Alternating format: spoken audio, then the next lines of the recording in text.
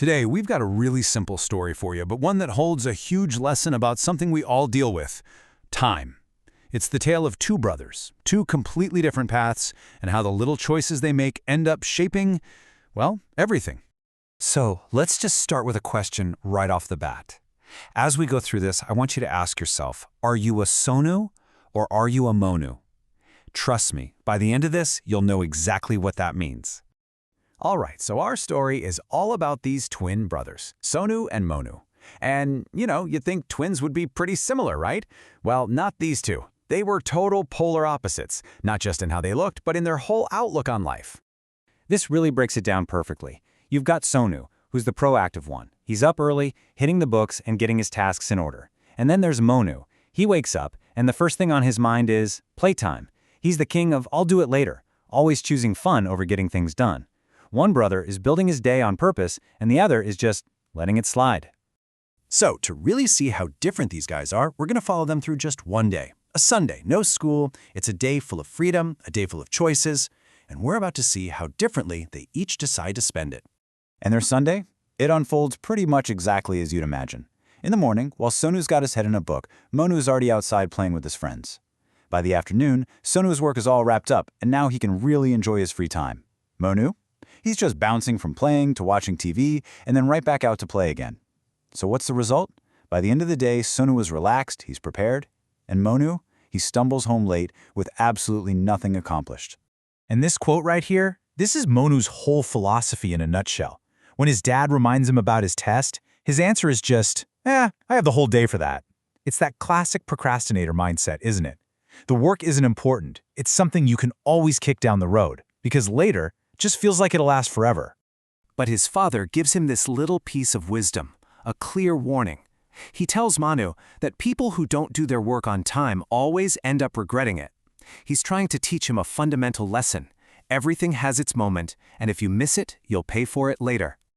Well, a day packed with choices is always followed by a day of consequences. You know how it goes.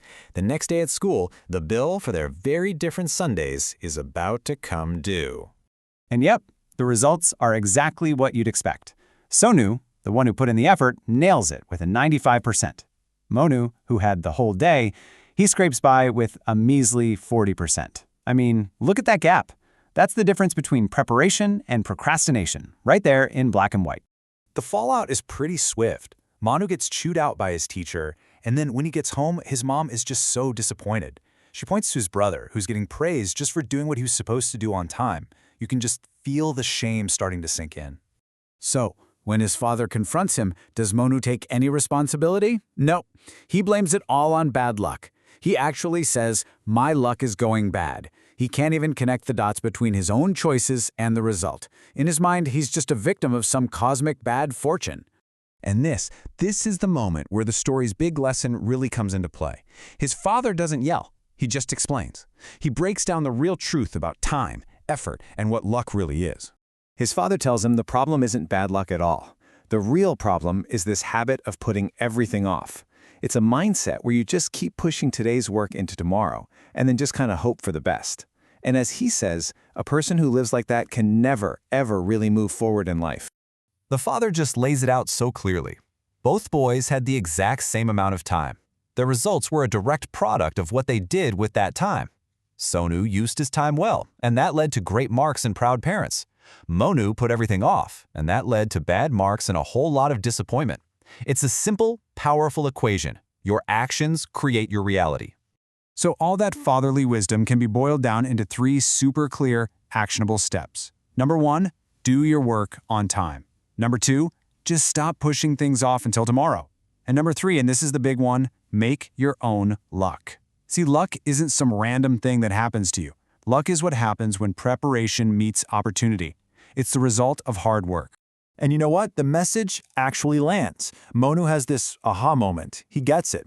He promises his father he's going to start respecting his time so he can make his family proud, just like his brother does. It's a really hopeful turning point for him. So let's circle all the way back to that first question. Are you a Sonu or are you a Monu? This little story is such a great reminder that every single day is like a blank page. Our choices, our actions, how we decide to use our time, those are the words we're using to write our own story. So the only question left is, what will you write?